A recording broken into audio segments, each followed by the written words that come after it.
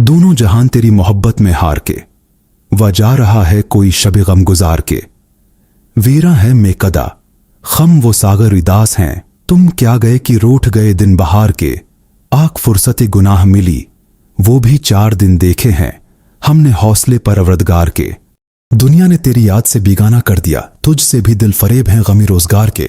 भूले से मुस्कुरा तो दिए थे वो आज फैज मत पूछ वलुले दिल नाकर्दा कार के।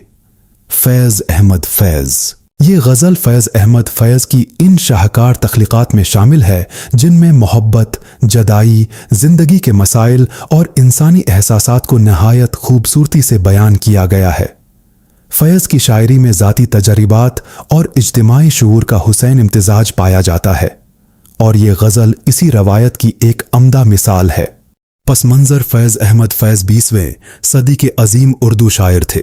उनकी शायरी पर तरक्की पसंद तहरीक, समाजी हालात, जलावतनी, कैद व बंद और ज़ाती मशाहदात के गहरे उसरात नज़र आते हैं। इस गज़ल में मोहब्बत महज एक फ़र्द से वाबस्तगी नहीं, बल्कि उसे ज़िंदगी, इंसानियत और बुलंद इंसानी अक़दार की अलामत के तौर पर भी देखा जा सकता है। मतला में शायर मोहब्बत को इस कदर अजीम करार देता है कि उसके सामने दोनों जहान हीच महसूस होते हैं।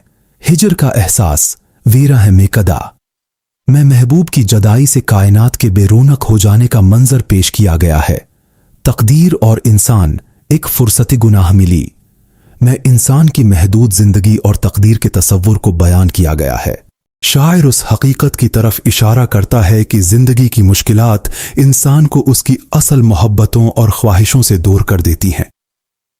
उम्मीद की करण।